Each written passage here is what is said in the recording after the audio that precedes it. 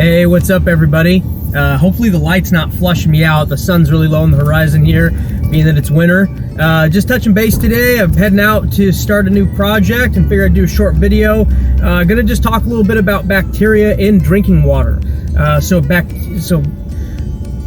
Bad drinking water is one of the leading cause of illnesses on the planet, and so one of the things that you can do to ensure that your drinking water is safe is to have a system in place to mitigate the threat of bacteria entering your drinking water. Now, bacteria can enter your drinking water through a variety of ways. What I'll be focusing on here on this video, try to keep it within about 2 to 3 minutes, or more like 5. Is going to be focusing on like rural properties, properties that are supported by water wells. You can have issues where you have cross-contamination.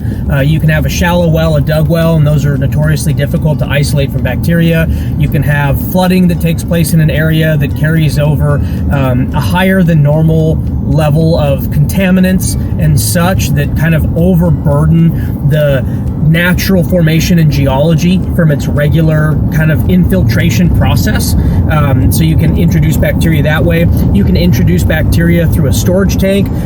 All the storage tanks that I work with are all vented, so unless there is a special approach to isolating and closing off that vent port or addressing it, you can get bacteria that enters there. And then even in the house, man, if you have a cat or you have animals, or notoriously it comes in through the kitchen sink. That's just one of the most used sinks for cleaning foods, anything, man, chicken, raw meat, all that kind of stuff. Your hands touch the faucet, and bacteria can move upstream per se. So it doesn't have to just be in the direction of flow. And keep in mind also, water can fluctuate in movement, 8 feet a second. So if you have any kind of difference in pressure where you would have, say, bacteria maybe just at the kitchen sink tap that might have worked its way in, and then all of a sudden it's in the line, somebody opens up the faucet in the bathroom and it can move around. So that kind of situation can arise theoretically, really, even in municipal systems, although they usually have in place chlorine or anything, chlorine or ozone gas or something of that nature to mitigate the threat of bacteria from, if not being introduced, at least propagating in the plumbing. So again, taking it back to water wells, most of the water wells in the territory that I work in do not have chlorine injection to mitigate the bacterial threat. If there is chlorine injection, it typically has to do with possibly like an arsenic system or an iron removal system, something along those lines, something to oxidize an inorganic metal and capture it in media. So the ones that do address it with chlorine, I find chlorine to be a little bit more temperamental. Chlorine injection, you have to take into consideration the amount of chlorine. Are you letting the chlorine get in through all the water? So essentially you have municipal water, kind of by default. Are you stripping the chlorine out through a carbon-based filter for the whole house or point of use? So there's a few more complexities that go into chlorine injection systems that I'm not a big fan of, only because they increase cost if you're going to pay a contractor like us to come out and service it, whether it's weekly, monthly, annually. You got to make sure that the chlorine solution is mixed properly. You've got to have good chlorine, fresh chlorine on site to be able to introduce to it if you're going to keep your levels the same. Chlorine does have a half-life and it will lose its effectiveness over time. So if you buy 4 gallons of chlorine, by the end of the first year, that chlorine has been diluted is not the right word, but it's lost its potency. So you've got to factor that in if you're going to try and keep the dosage correct, or continue to go and buy chlorine. So again, the cost and the time involved in it just kind of builds up. The approach that I like to go with, if the scenario is correct, and there are certain variables and there's nuances here that are case-by-case scenario, but more often than not, if we do testing, if there's either a problematic issue that we're addressing, shallow well, cross-contamination that we can't necessarily A, identify, or B, it's cost prohibitive to deal with, so i.e. a new well, something of that nature, we can typically deal with most of our issues with a UV filter, so ultraviolet light. Now, The sizing for ultraviolet light is a big portion of what we'll go into. So for example, a lot of people will buy, like, say, an ultraviolet light filter that caps off its effectiveness, peak flow rate at, say, 8 gallons a minute. And the reason they'll do that isn't because 8 gallons a minute is sufficient, as much as it's because 8 gallons a minute is a price point they can deal with. We like to go in and look at peak capacity flow rate. So if it's a big property, they potentially have irrigation that's going to be used on this portion of the plumbing as well, or it's a larger house, high flow fixtures and that, you can break 8 gallons a minute by just running 2 faucets.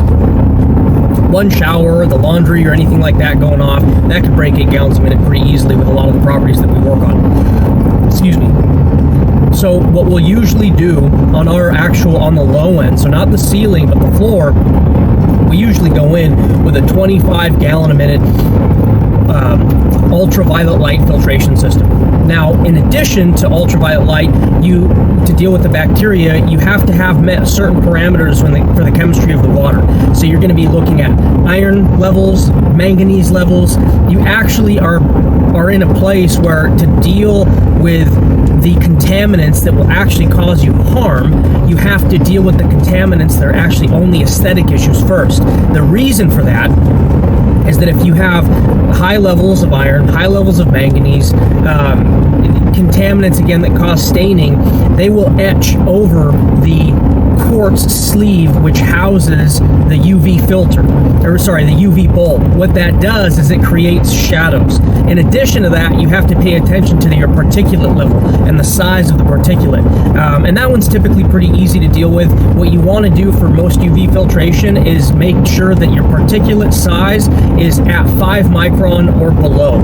Below 5 micron, you're going to be able to make sure that anything that passes through the ultraviolet light is not casting a shadow. So at 5 micron, 5 micron particulate, or a bundle of them as they pass through, you can get shadows that are going to be cast, and then essentially any bacteria in the water can hide behind that and enter the drinking water. So I'll leave it at that for now. Like I said, there's a lot of nuances when it comes to any type of filtration. You want to do a good feasibility period. I always let our clients know when it comes to water treatment, water filtration, if it's starting from the ground up, if it's starting from scratch, it's not going to be quick.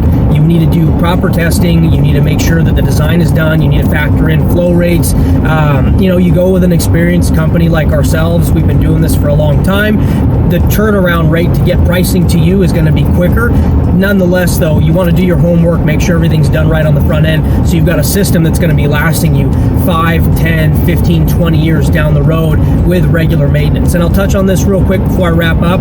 You figure that the maintenance on something like that is going to be annual. For most of the systems, UV systems that we do, we're typically looking at anywhere from 12 to 16 months, depending on the unit that they go with, and that's all for most of the systems that we install. Again, it's all automated. It's all a countdown. We can either put it into our calendar, or you'll see it actually in the device, and then you either hire us to come out and replace and service, or you let us know that you need it serviced and you're going to just take care of it. You just need the parts, and we can have those parts shipped out to you. All right, guys, thanks again. Sorry for the undercover cop look. I look like a state patroller over here getting ready to pull you over, but it's just the look today, and the sun's in my eyes. So, okay, God bless. If you guys have any questions, feel free to reach out to us.